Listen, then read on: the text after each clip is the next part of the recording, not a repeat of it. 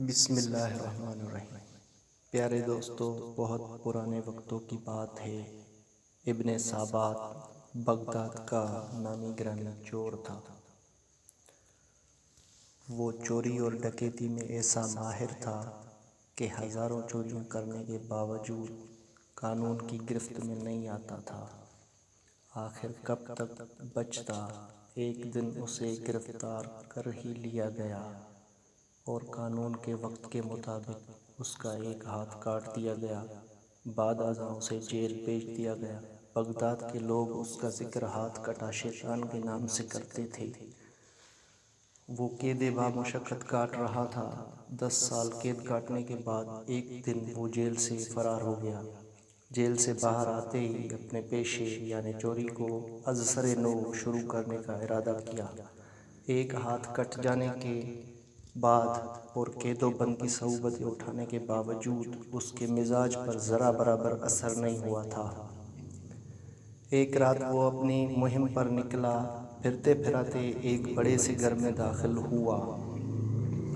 گھر کے احاطہ کے چاروں طرف کمرے تھے۔ وہ ایک بڑے کمرے میں گیا جہاں کھجور کے پتوں کی چٹائی بچھی ہوئی تھی، جائے نماز، ایک تکیہ اور چند ٹوپیاں رکھی ہوئی تھیں، اور دوسری طرف پشمینہ کے چند تھان، شالیں اور کپڑوں کے تھان لاوارسی کی حالت میں پڑے تھے۔ بغداد کے چور نے چادر بچھا کر اس کے اوپر تھان رکھے اور ایک گٹھڑی بنائی اور اس کو باندھنے کی کوشش کرنے لگا، لیکن ایک ہاتھ نہ ہونے کی وجہ سے اس سے گرہ نہیں لگ رہی تھی۔ وہ ہانپتا ہوا بیٹھ گیا۔ عین اسی وقت ایک ضعیف شخص کمرے میں داخل ہوا۔ سابات کو گٹھڑی بناتا دیکھ کر کہا، بھائی، یہ کام تم کسی کی مدد کے بغیر نہیں کر سکتے، میں تمہاری مدد کرتا ہوں۔ سابات نے اسے اپنے ساتھ ملا کر کپڑوں کی 2 گٹھڑیاں بنائیں۔ بڑی گٹھڑی ضعیف شخص نے اپنے سر پر رکھ لی اور چھوٹی اور کم وزن گٹھڑی سابات کو دے کر کہا کہ تمہارا ہاتھ نہیں ہے، اس لیے تم کم وزن اٹھاؤ اور جہاں کہو گے میں اسے پہنچا دوں گا۔ سابات اپنے ٹھکانے کی طرف چل پڑا۔ راستے میں ایک جگہ چڑھائی کی وجہ سے ضعیف شخص کو بڑی دقت پیش آئی، ٹھوکر لگی اور گٹھڑی سمیت نیچے گر گیا۔ سابات نے غصے میں گالیاں بکیں اور اس کی کمر پر ایک زوردار لات رسید کی۔ ضعیف شخص جوں توں کھڑا ہوا اور کمزوری کی وجہ سے گرنے کی معافی مانگنے لگا۔ ابن سابات نے طاقت کے زعم میں دوبارہ بڑی گٹھڑی عمر رسیدہ شخص کے سر پر رکھ کر سفر شروع کیا۔ چلتے چلتے وہ ایک کھنڈر میں جا پہنچے جو بغداد کے چور کی پناہ گاہ تھی۔ پھر ابن سابات نے بزرگ سے کہا کہ دیکھو، پہلے چوری کرنے میں پہنچا تھا اور تم بعد میں آئے تھے، لہٰذا یہ تمام چوری کا مال میرا ہوا اور تمہیں مجھ جیسا سردار پورے بغداد میں نہیں مل سکتا، لہٰذا آج سے تم میرے شاگرد ہو۔ بزرگ شخص نے ادب و احترام سے عرض کیا، بھائی، یہ تمام مال تمہیں مبارک ہو۔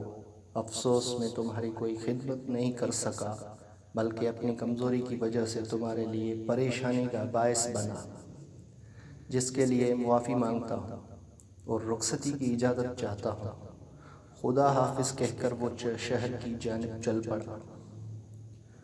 دوسری طرف ابن سابات کے دل و دماغ اور ضمیر کو اپنے ساتھی کے حسن و سلوک نے جھنجھوڑ کے رکھ دیا اور ضمیر کی خلش نے اسے بے چین کر دیا تھا۔ صبح ہوتے ہی بغداد کا چور اس رات کے ساتھی اجنبی چور کی تلاش میں نکلا تاکہ اپنے گزشتہ رات کے سلوک کی معافی مانگ سکے۔ یہی سوچتا ہوا وہ رات والی عمارت کے باہر جا پہنچا جہاں رات کو اس نے چوری کی تھی، مگر وہاں چوری کے بعد کوئی افراتفری نظر نہ آئی، بلکہ لوگ چوک در چوک اس گھر میں احترام سے جاتے نظر آئے۔ بغداد کے چور نے ایک شخص سے پوچھا کہ یہ کس کا مکان ہے؟